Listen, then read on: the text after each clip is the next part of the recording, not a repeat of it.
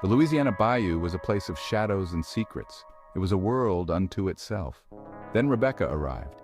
She was like a burst of sunlight in the humid air, an unexpected bloom in a sea of dark green.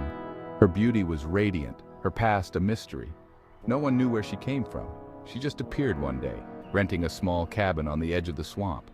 Rebecca kept to herself, her emerald eyes holding a hint of sadness. Locals whispered, curious about the newcomer, yet Rebecca remained an enigma. From the moment I saw her, I was smitten. I had lived in the bayou my whole life, knew its every twist and turn. But Rebecca, she was a different kind of labyrinth, one I was eager to explore. Her beauty was intoxicating, her air of mystery, alluring. One humid afternoon, Jake found her by the water's edge. Her laughter, like wind chimes, broke the silence of the swamp. He was captivated. Their romance blossomed quickly, fueled by shared sunsets and whispered secrets under the watchful gaze of ancient cypress trees. Jake, hardened by the bayou's unforgiving nature, found himself falling for Rebecca. He was mesmerized by her beauty. He yearned to unravel the enigma that she was. Rebecca, with her quiet charm and mysterious past, had somehow gotten under his skin. Our nights were filled with stories and laughter. I shared tales of my life in the bayou, of wrestling alligators and navigating the treacherous waterways. Your stories, Jake, they're like something out of a dream. Rebecca listened with wide-eyed wonder, her laughter echoing in the stillness of the night. She, in turn, spoke of dreams and aspirations, never revealing anything about her past. Love blossomed under the watchful eyes of the ancient cypress trees. The swamp, usually a place of solitude for me, became a haven of shared dreams and whispered promises.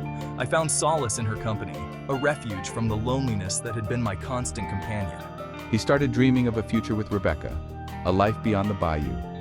He, who had never dared to dream beyond the next catch, was now weaving fantasies of a life with Rebecca by his side. But the bayou held its breath, waiting for the other shoe to drop. Then, as quickly as she arrived, Rebecca vanished. One morning, Jake went to her cabin, eager to see his bayou beauty. The door was ajar. The scent of jasmine, Rebecca's favorite, lingered in the air, but she was gone. Panic swelled in Jake's chest. Rebecca! Rebecca, where are you? He searched frantically, his calls echoing unanswered through the oppressive stillness of the swamp. The silence was deafening, broken only by the croaking of frogs and the buzz of insects. Word spread through the small bayou community like wildfire. Rebecca, the mysterious beauty, had disappeared. Some say she's a mythical creature, a figment of the bayou's imagination. Others think it's the dangers lurking in the shadows of the swamp. The sheriff, a weary man with eyes that had seen too much, shook his head. The bayou keeps its secrets.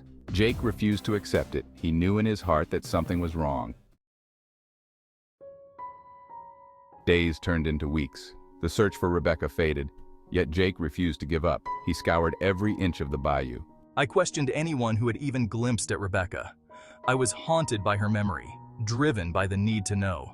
The swamp, once a source of peace, now whispered sinister secrets in the rustle of leaves and the croaking of frogs. It held the key to Rebecca's disappearance. He was sure of it. He just had to decipher its cryptic language. One evening, while retracing my steps near Rebecca's cabin, I noticed something I had missed before. A glint of metal, half hidden in the mud by the water's edge. He dug it out, his heart pounding in his chest. It was a locket, tarnished with time but intricately carved. It was identical to the one Rebecca always wore, the one she said held a picture of her mother. As he held the locket in his hand, a cold dread washed over him. The locket was the key. It had to be. It was the only piece of Rebecca that remained. Jake's gut churned with a dreadful premonition. He knew the bayou like the back of his hand, knew its dangers and its secrets.